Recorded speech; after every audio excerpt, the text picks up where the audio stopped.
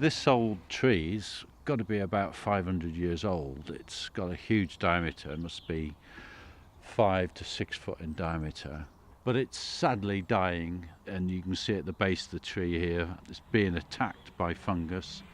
A lot of these fungi actually discolour the timber within, and there's one particular fungus that turns the oak from a golden brown to a deep, rich brown, which is very sought after, and you pay a premium for that.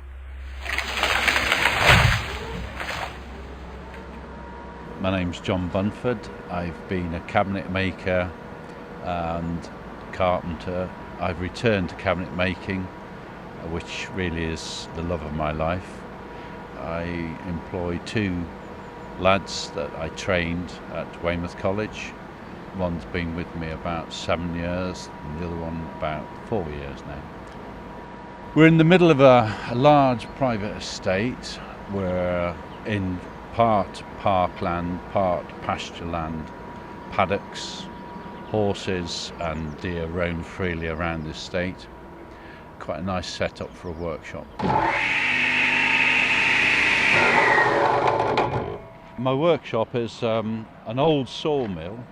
It's quite a basic concrete structure, but it has the advantage on the outside of having two large sliding doors, which gives us immediate access to the machine shop, which we're just entering now. We've got a kitchen that my two lads are working on between them, which is solid birch carcass work with inset doors and drawers. I'm also working on some oak cabinetry for a local church. The oak is local again. We tend to work mainly in solid timber because it suits our setup with the equipment that we've got. Traditionally, most work was solid, and especially around a country area like this, it's almost expected that good quality work is out of the solid. The drawing I sent for Mrs. Richards for you, the chest of drawers, remember? Yeah. When you looked at them, you had a couple of questions for me. Right. I'm Roy Tam. I am currently both a furniture designer and part-time lecturer. I recently ran a company called Trannan.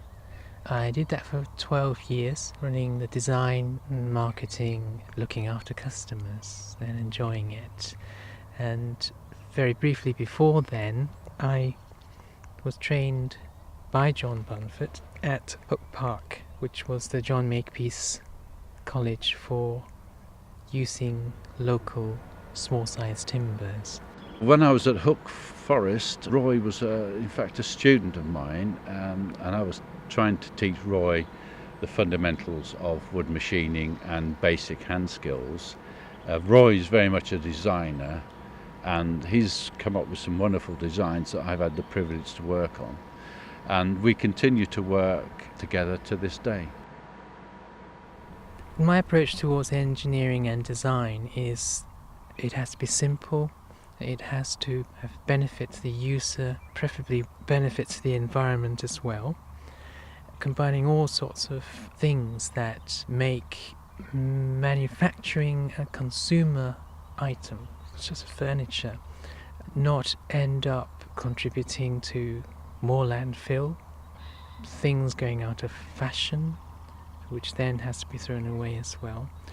It's a very, very big jigsaw puzzle that I try to achieve and end up as products that my customers enjoy. College doesn't actually teach us that timber comes from trees. Timber to a student normally means it's 2 inch by 2 and it comes ready dried. And to be able to study with John Makepeace, we can understand that when you cut a tree down, it still moves. The tree is still alive and moving. And designing with solid timber has extra requirements than if you are just laminating something or veneering a piece of MDF.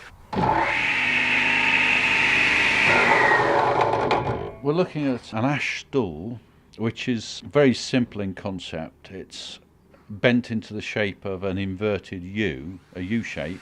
Once the trunk has been cut into sort of 6 foot 1.8 metre lengths, you can bend them, steam bend them.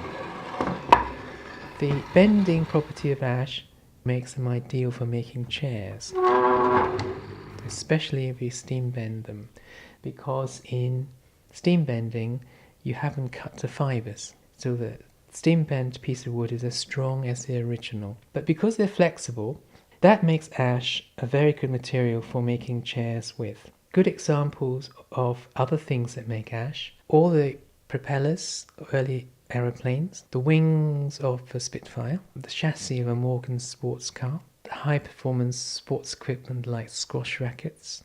Fast-grown sports ash is what it used to be called, is a highly valued raw material.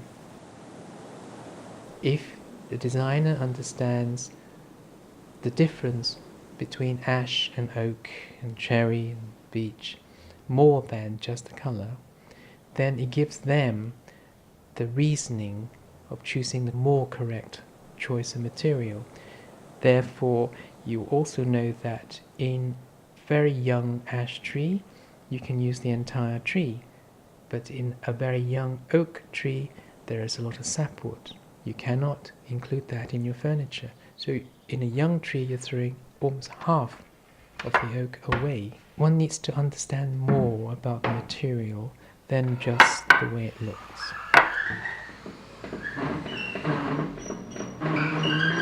John's workshop in the woodlands here is absolutely ideal.